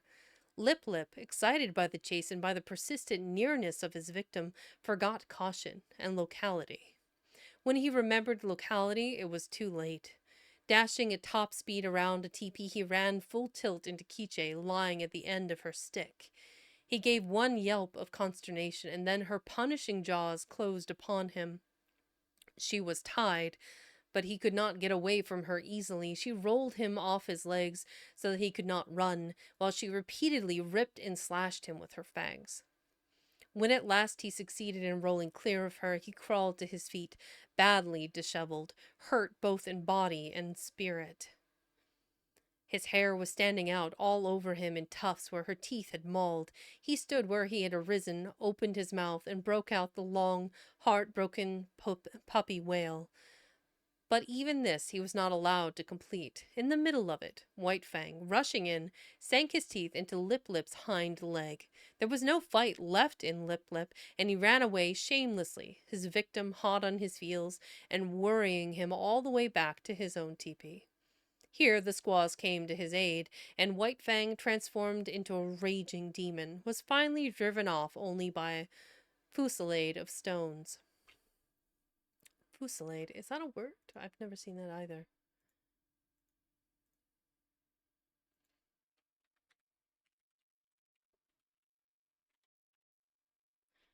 Fusillade. Fusillade. Am I saying that right? Fusillade. Okay. Only by a fusillade of stones. Came the day when Grey Beaver decided that the liability of her running away was past. Released Quiche. White Fang was delighted with his mother's freedom. He accompanied her joyfully about the camp, and so long as he remained close by her side, Lip Lip kept a respectful distance. White Fang even bristled up to him and walked, stiff-legged, but Lip Lip ignored the challenge. He was no fool himself, and whatever vengeance he desired to wreak, he could wait until he caught White Fang alone. Later on that day, Quiche and White Fang strayed into the edge of the woods near to the camp. He had led his mother there, step by step, and now, when she stopped, he tried to inveigle her further. Inveigle? Inveigle. My goodness. I've never seen that word.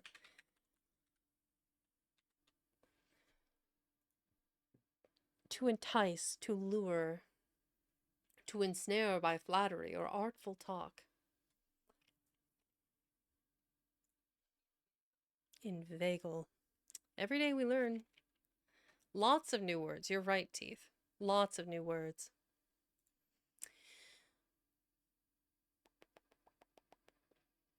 Mm-hmm. He tried to inveigle her farther. The stream, the lair, and the quiet woods were calling to him, and he wanted her to come. He ran on a few steps, stopped, and looked back. She had not moved. He whined pleadingly and scurried playfully in and out of the underbrush. He ran back to her, licked her face, and ran on again, and still she did not move.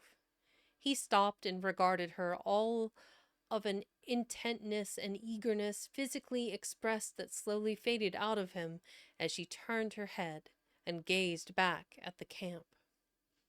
There was something calling to him out there in the open. His mother heard it too, but she heard also the other and louder call, the call of the fire and of man. The call which it has been given alone of all animals to the wolf to answer, to the wolf and the wild dogs, to the wild dog who are brothers.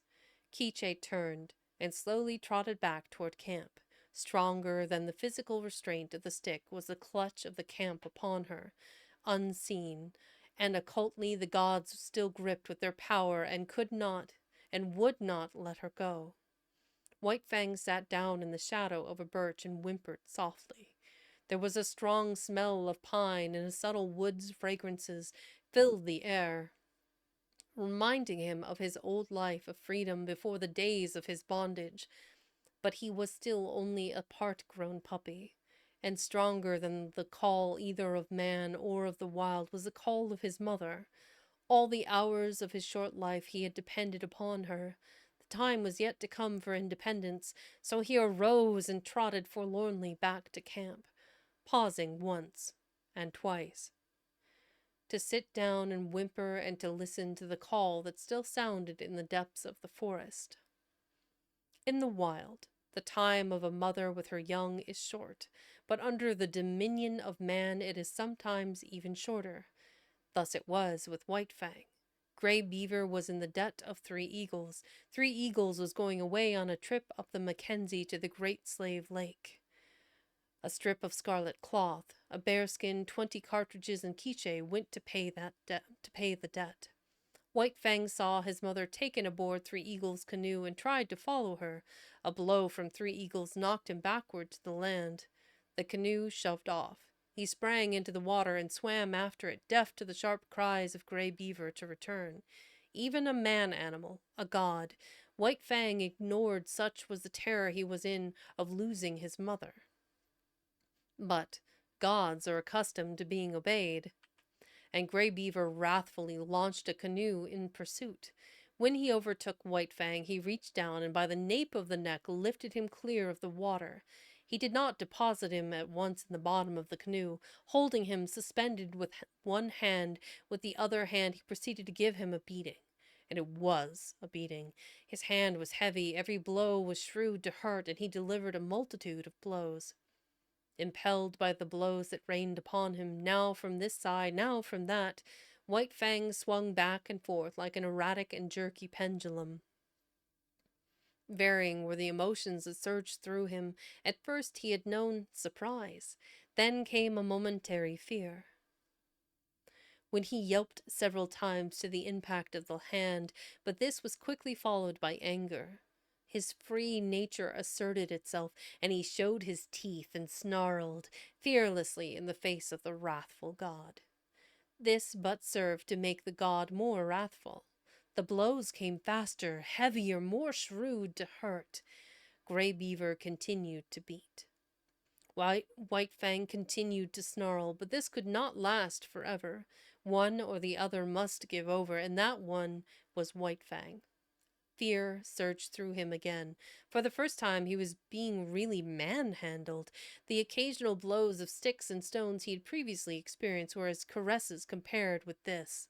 He broke down and began to cry and yelp. For a time, each blow brought a yelp from him, but fear passed into terror until finally his yelps were voiced in unbroken succession, unconnected with the rhythm of the punishment. At last, Grey Beaver withheld his hand. White Fang, hanging limply, continued to cry. This seemed to satisfy his master, who flung him down roughly in the bottom of the canoe. In the meantime, the canoe had drifted down the stream. Grey Beaver picked up the paddle. White Fang was in his way. He spurned him savagely with his foot. In that moment, White Fang's free nature flashed forth again, and he sank his teeth into the moccasined foot. The beating that had gone before was as nothing compared with the beating he now received. Grey Beaver's wrath was terrible, likewise was White Fang's fright. Not only the hand, but the hard wooden paddle was used upon him, and he was bruised and sore in all his small body when he was again flung down in the canoe. And again, and this time with purpose, did Grey Beaver kick him. White Fang did not repeat his attack on the foot. He had learned another lesson of his bondage. Never, no matter what the circumstance, must he dare to bite the god who was lord and master over him. The body of the lord and master was sacred, not to be defiled by the teeth of such as he. That was evidently the crime of crimes, the one offense there was no condoning nor overlooking. When the canoe touched the shore, White Fang lay whimpering and motionless, waiting the will of Grey Beaver. It was Grey Beaver's will that he should go ashore, for ashore he was flung, striking heavily on his side and hurting his bruises afresh. He crawled trembling to his feet and stood whimpering. Lip Lip, who had watched the whole proceeding from the bank, now rushed upon him, knocking him over and sinking his teeth into him. White Fang was too helpless to defend himself, and it would have gone hard with him had not Grey Beaver's foot shot out, lifting Lip Lip into the air, and its violence so that he smashed down to earth 12 feet away. This was the man-animal's justice, and even then, in his own pitiable plight, White Fang experienced a little grateful thrill. At Grey Beaver's heels, he limped obediently through the village to the tepee, and so it came that White Fang learned that the right to punish was something the gods reserved for themselves and denied to the lesser creatures under them. That night, when all was still, White Fang remembered his mother and sorrowed for her.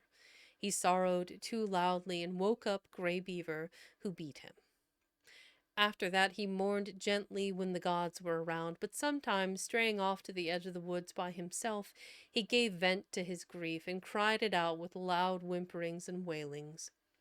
It was during this period that he might have hearkened to the memories of the lair and the stream and run back to the wild, but the memory of his mother held him, As the hunting man animals went out and came back, so she would come back to the village sometime. So he remained in his bondage, waiting for her. But it was not altogether an unhappy bondage. There was much to interest him. Something was always happening. There was no end to the strange things these gods did, and he was always curious to see. Besides, he was learning how to get along with Grey Beaver. Obedience, rigid, undeviating obedience, was what was exacted of him, and in return he escaped beatings, and his existence was tolerated. Nay, Grey Beaver himself sometimes tossed him a piece of meat, and defended him against the other dogs in the eating of it. And such a piece of meat was of value. It was worth more in some strange way than a dozen pieces of meat from the hand of a squaw. Grey Beaver never petted nor caressed.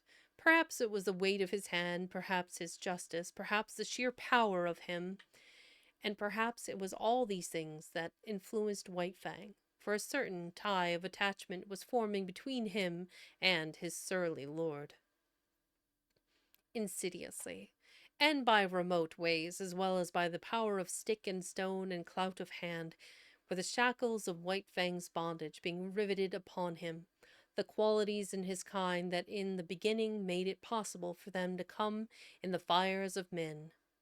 Come into the fires of men were qualities capable of development. They were developing in him, and the camp life, replete with misery as it was secretly endearing itself to him all the time. But White Fang was unaware of it. He knew only for the loss.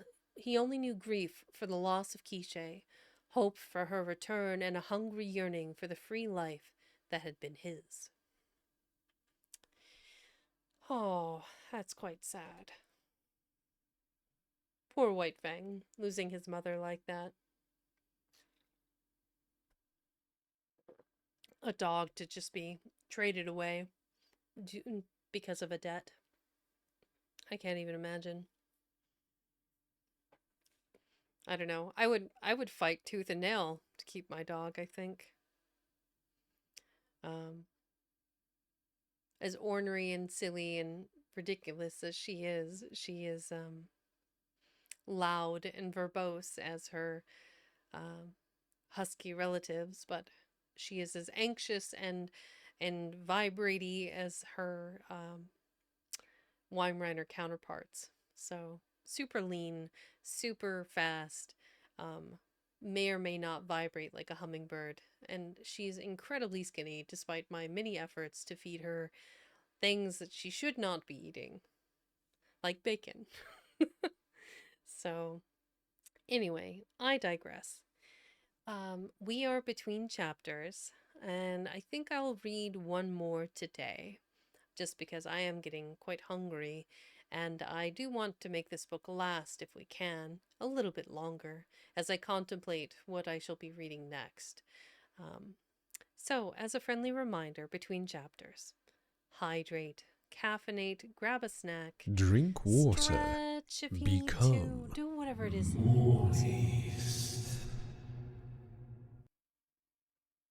to. Every time. It's just funny. I don't know why. It's funny every time. Um, yes, I will hydrate. You got it, Valis.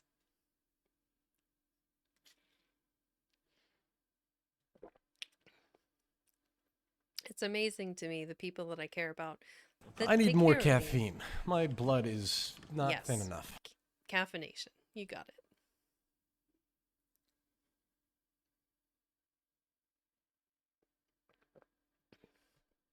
There is a caring nature to the community in which I invest and who invest in me.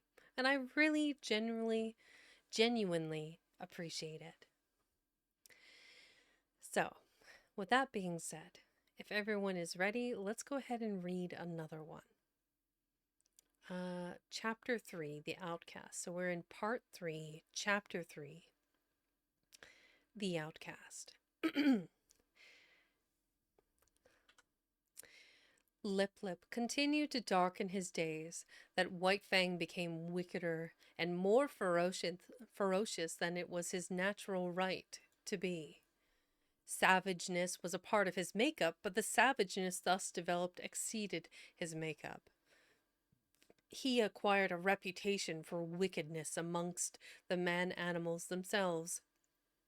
Wherever there was trouble and uproar in camp, fighting and squabbling, or the outcry of a squaw over a bit of stolen meat, they were sure to find White Fang mixed up in it, and usually at the bottom of it.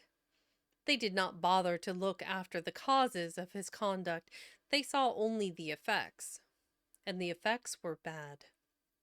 He was a sneak and a thief, a mischief maker, a fomenter of trouble, and irate squaws told him to his face, the while he eyed them alert and ready to dodge any quick-flung missile, that he was a wolf and worthless and bound to come to an evil end. He found himself an outcast in the midst of the populous camp.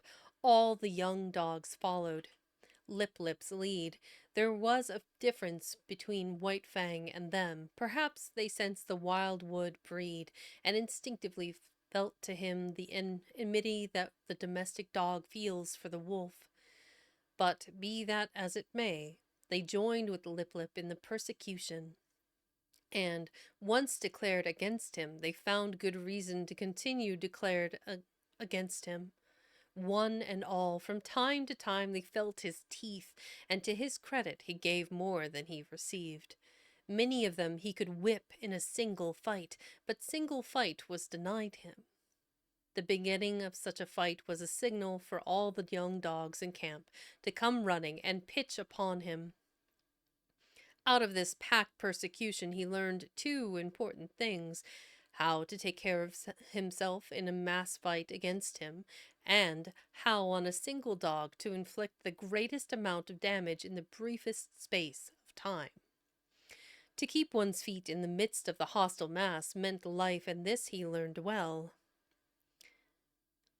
He became cat-like in his ability to stay on his feet. Even grown dogs might hurtle him backward or sideways with the impact of their heavy bodies, and backward or sideways he would go to the air or sliding on the ground, but always with his legs under him and his feet downward to the Mother Earth.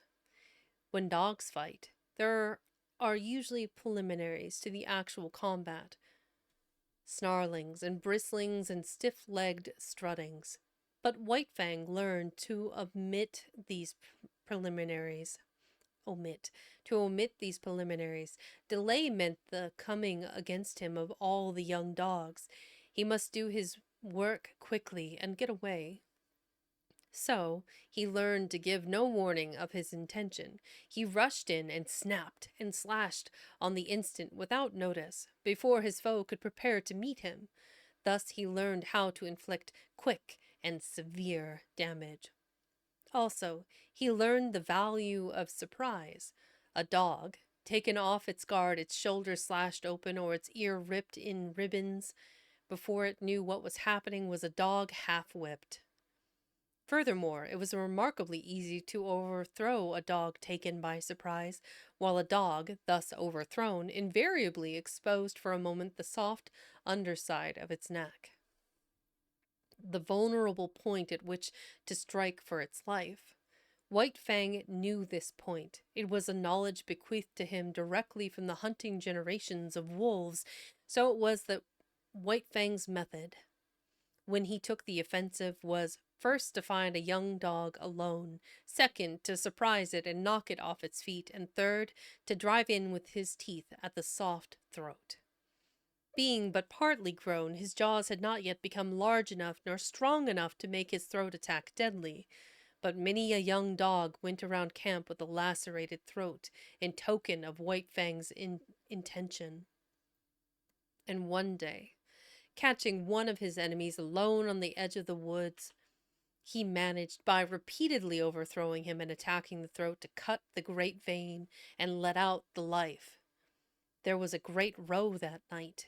He had been observed. The news had been carried to the dead dog's master. The squaws remembered all the instances of stolen meat, and Grey Beaver was beset by many angry voices. But He resolutely held the door of his tepee, inside which he had placed the culprit, and refused to permit the vengeance for which his tribespeople clamored. White Fang became hated by man and dog. During this period of his development, he never knew a moment's security. The tooth of every dog was against him, the hand of every man. He was greeted with snarls by his kind, with curses and stones by his gods. He lived tensely.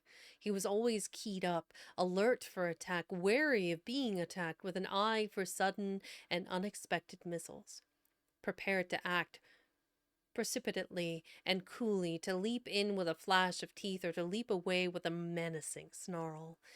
As for snarling, he could snarl more terribly than any dog, young or old, in camp.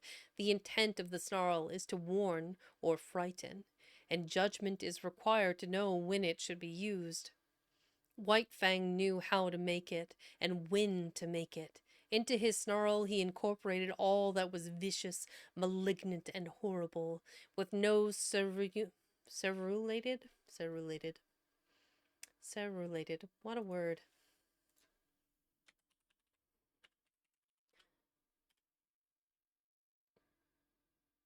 As a leaf, finely or minutely serrate as a leaf.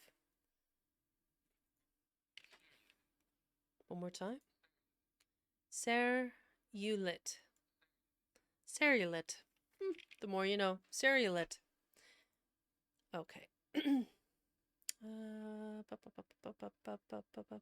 With nose cerulated by continuous spasms, hair bristling in recurrent waves, tongue whipping out like a red snake and whipping back again, ears flattened down, eyes gleaming hatred, lips wrinkled back, and fangs exposed and dripping. He could compel a pause on the part of almost any assailant. A temporary pause, when taken off his guard, gave him the vital moment in which to think and determine his action. But often a pause so gained lengthened out until it evolved into a complete cessation from the attack. And before more than one of the grown dogs, White Fang's snarl enabled him to beat an honorable retreat. An outcast himself from the pack of the part-grown dogs, his sanguinary methods and remarkable efficiency made the pack pay for its persecution of him. Not permitted himself to run with the pack, the curious state of affairs obtained that no member of the pack could run outside the pack. White Fang would not permit it. What of his bushwhacking and waylaying tactics? The young dogs were afraid to run by themselves, with the exception of Lip Lip. They were compelled to bunch together for mutual protection against the terrible enemy they had made. A puppy alone by the river bank meant a puppy dead, or a puppy that aroused the camp with its shrill pain and terror as it fled back from the wolf cub that had waylaid it. But White Fang's reprisals did not cease. Even when the young dogs had learned thoroughly that they must stay together, he attacked them when he caught them alone, and they attacked him when they were bunched. The sight of him was sufficient to start them rushing after him, at which times his swiftness usually carried him into safety. But woe to the dog that outran his fellows in such pursuit. White Fang had learned to turn suddenly upon the pursuer that was ahead of the pack, and thoroughly to rip him up before the pack could arrive. This occurred with great frequency, for once in full cry the dogs were prone to forget themselves in the excitement of the chase, while White Fang never forgot himself. Stealing backward glances as he ran, he was always ready to whirl around and down the overzealous pursuer that outran his fellows. Young dogs are bound to play, and out of the exigencies. That is such a weird. Seeing it split is not helping. New word. Exigencies. Another word. Demands, necessity, needs. Exigencies. Okay.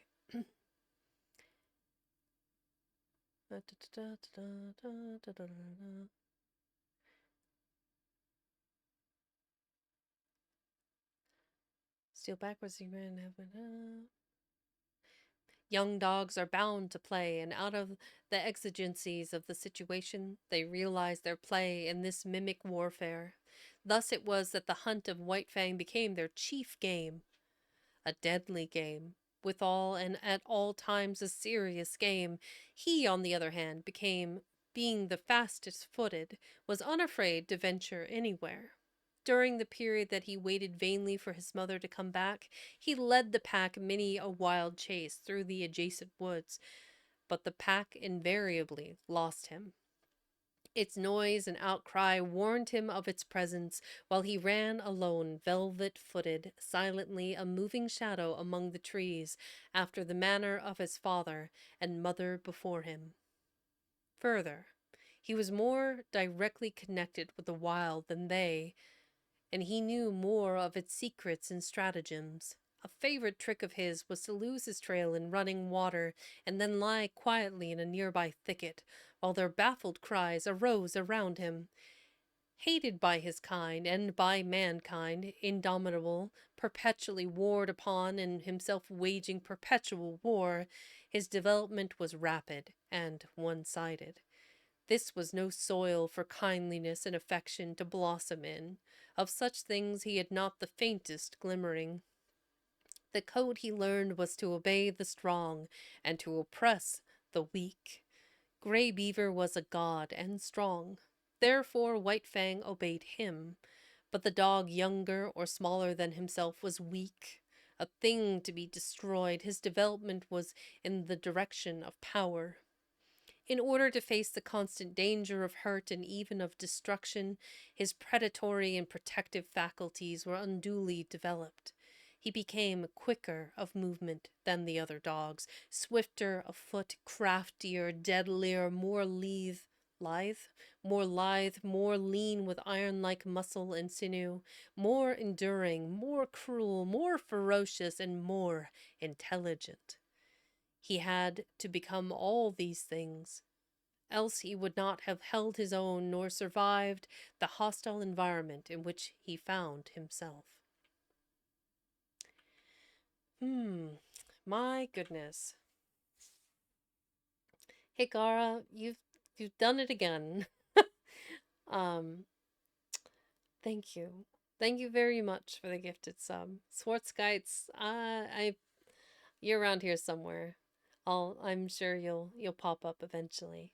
Thank you so much for the gift for Swartzkites. It's a great thing to have subscribers. It's exciting to know that all of you are enjoying my content and are enjoying sharing that content with others.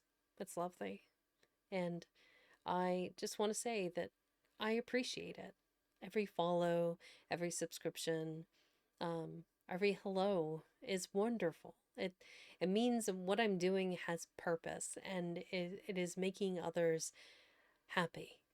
And I want to embrace that happiness and continue to give that to others.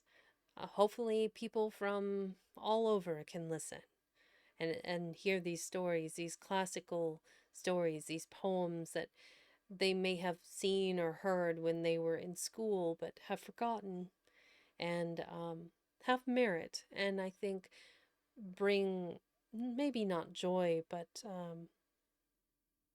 new life and passion to one's lives to hear the words written by those before us. Anyway, I am again waxing loquaciously on and pontificating philosophy. So it is 4:12 for me, so 8:12 Eastern Standard Time, and if my math is correct, that would make it like 3 a.m. Maybe not for UK.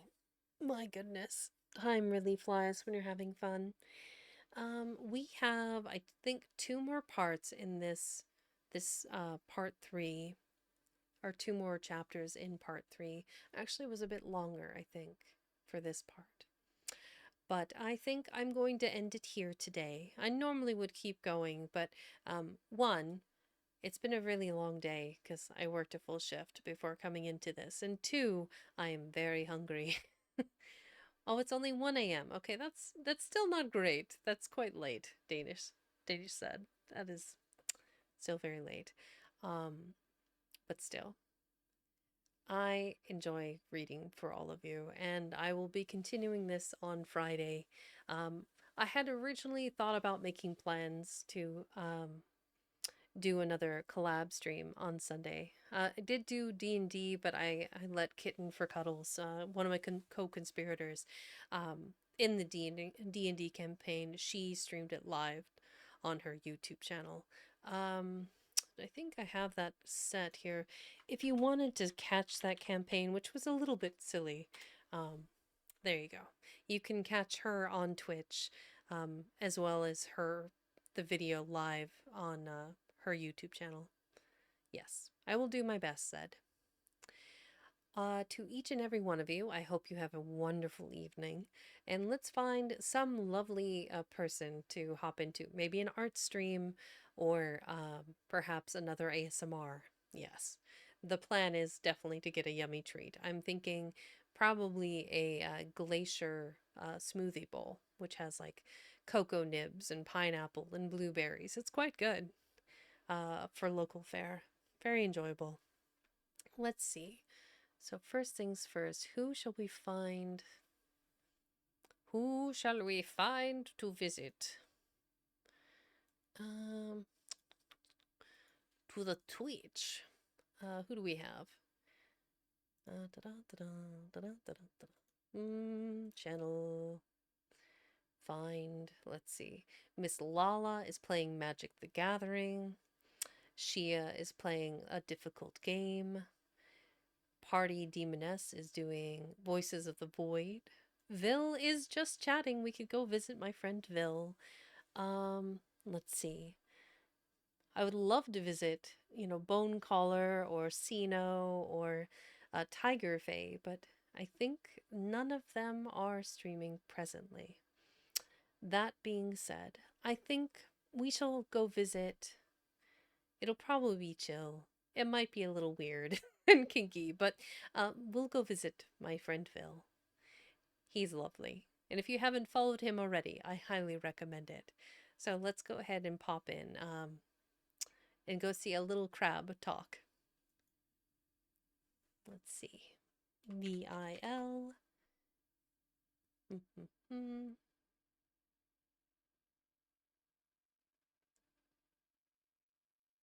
Underscore. There he is. Okay, fantastic. All right, everybody buckle in. Let's go raid Phil.